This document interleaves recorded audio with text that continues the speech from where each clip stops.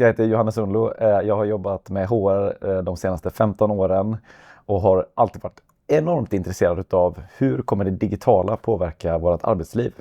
Så att det har jag pratat om och funderat på och klurat på parallellt med att jag har jobbat med det också såklart de senaste 15 åren. Men nu delar jag min roll fortfarande mellan att vara People Director på ett företag och hjälpa organisationer runt om i världen med att förstå det här med AI, eller KI som ni kallar det i Norge, kunstig intelligens. Det här gör intåg och det händer så mycket och så händer det så lite. Och det är ju den här motsatsen som jag tycker är intressant, att vi pratar så mycket om teknik och om verktyg och att vi vill ha, man ska testa, man ska pröva, man ska göra. Alla de här labben som bara plöjer ner pengar i tekniken, det är den ena sidan. Alltså vi har tillgång till de här verktygen, de är enkla att köpa, de är enkla att använda. Det är på ena sidan. På andra sidan har vi organisationer som har i teorin i alla fall har tillgång till alla de här verktygen som ju är fantastiska.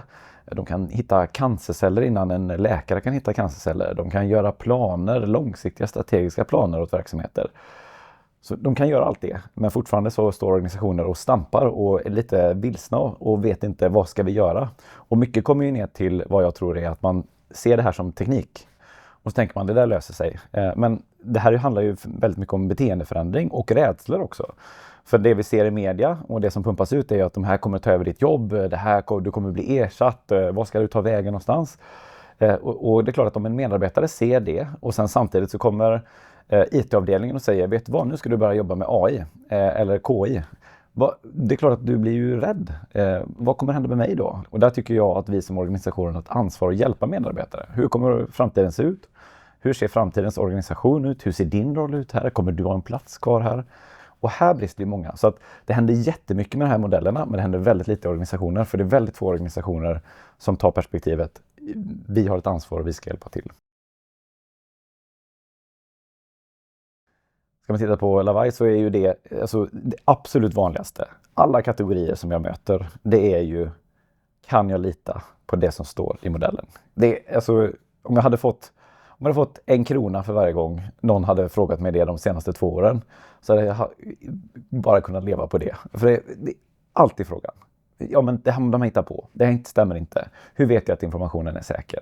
Och jag tänker att det är ju exakt där Lavai kommer in. Ska man bygga det här och ska man bygga det på ett säkert sätt, så men då måste man göra anpassningar i de här modellerna. Och de här modellerna, de tittar på ChatGPT eller Copilot eller vad som helst, de här stora modellerna. De är ju ett hopkok utav internet. Så man har ju tagit hela internet och så har man kokat ner det och så sagt, det här är de här modellerna. Så att, det är klart att det ska mycket till för att de ska veta hur arbetsrätt i Norge går till. För att det är ju bara ett destillat utav allt som finns på internet. De är inte bäst på det här. Och det som du kommer få är ett ganska allmängiltigt svar. Och ibland kommer du inte svara alls. Men då är de programmerade och ger dig ett svar. Så ibland kan du få ett felaktigt svar som den presenterar väldigt övertygande, säger här är det, om du går till en generell modell. Och därför behövs ju någonting som Lavai för att titta på och verkligen verifiera och validera den information som kommer ut. Och sen, den är ju inte perfekt heller. Men den är avsevärt mycket bättre och avsevärt mycket mer kondenserad i sin kunskap, Lavai, jämfört med ChatGPT och Copilot. Och det gör ju att du kan lita på den på ett annat sätt. Det finns en inbyggd tilltro i verktyget som gör att du kan använda den i din vardag. Och sen, det finns ju en plats för båda. Jag tycker att det finns plats för ChatGPT och det finns plats för de här modellerna. Så att det är inte så att man kan köra Lavai och så kan man bara, men nu struntar jag allt annat som pågår, utan de är ju komplementära. Men just att du kan verifiera datan, det är ju det svåra.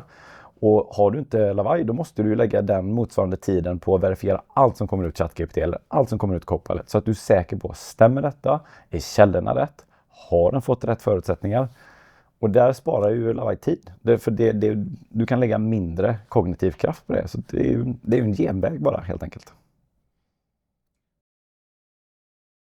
Det här är ju tekniken bara. Du måste ju anpassa ditt arbetssätt. Och hur gjorde man förut? Ja, men det har utvecklats också bara återigen, jag har jobbat i 15 år i arbetslivet. Vi googlade, men vi googlade inte alls lika mycket som vi gör nu. När jag pluggade så var ju Wikipedia fortfarande sedd som en källa som att den kan du inte lita på för den är osäker. Du kan inte ta Wikipedia saker och lägga in i ditt studiematerial för det går inte. För det hittar på internet.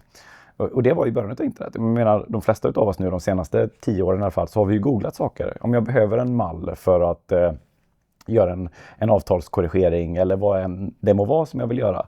Så har jag googlat och så har jag tagit från Google och så har jag viktat och värderat själv. Jag har fått sökresultatet. Av de här 10 första sökresultaten, vilken ska jag välja? Och så har jag valt den och så har jag behövt anpassa den och göra själv.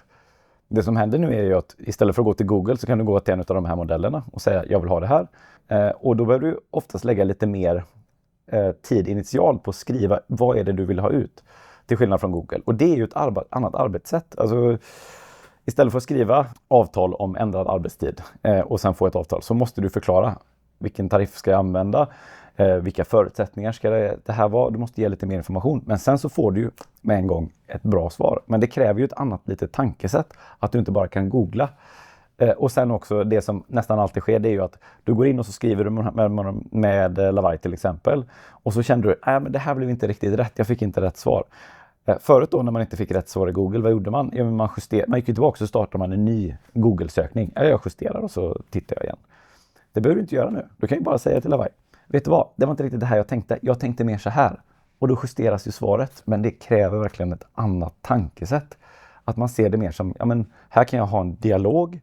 Och man kan också bara säga till, nej det här var inte rätt. De kommer inte bli arga eller sura eller tycka, vilken otrevlig person det här var. Utan de kan ju bara säga, nej det här blir inte rätt, jag vill ha nytt. Och det kräver, i min erfarenhet, det kräver lite annat tankesätt och annat arbetssätt också. Så att arbetssättet måste ändras. Och det är ju en konstant, alltså du måste ju träna. Det är som att gå till gymmet. Alltså du kommer inte bli starkare på marklyft om du inte är på gymmet. Och det är samma sak här. Du kommer inte bli bättre på att använda de här modellerna om du inte använder dem. Så att det är en träningssak och en vanlig sak och kräver lite kognitiv kraft i början men sen så kommer det bli ganska mycket självspelande piano. Det allra viktigaste tycker jag är ju att våga. Alltså att man känner så här, jag vågar testa, pröva, öva. Och så här, vad är det sämsta om du testar Lavai ett år då? Vad är det sämsta som händer? Det sämsta som händer det är att du inte använder det. Och då kan du utvärdera det. Varför använder jag det inte då? Och jag skulle säga att ofta är det då att du inte ändrat ditt arbetssätt. Det har inte mycket med modellen att göra. Herregud, ni jobbar ju med modellen hela tiden. Ni förbättrar, utvecklar den också. Så den kommer ju hänga med. Men det gäller att du själv hänger med. Och för att du ska hänga med, då måste du ge dig själv förutsättningar att hänga med. Och det gäller ju att vara lite out and about. Att titta, vad händer? Vad sker här ute? För att kunna förhålla sig till det så att man hela tiden gör bättre beslut och kan effektivisera om man vill det eller spara tid eller om man inte tycker att det här med arbetsrätt det är inte det roligaste som finns. Nej, men använd ett sånt verktyg som Lavai då. Och så kan du lägga mer tid med att prata med dina medarbetare eller jobba med kulturprojektet som du borde ha gjort fast du inte har hunnit. Så att, använd de här verktygen till din fördel och våga. Det är liksom det som är medskicket.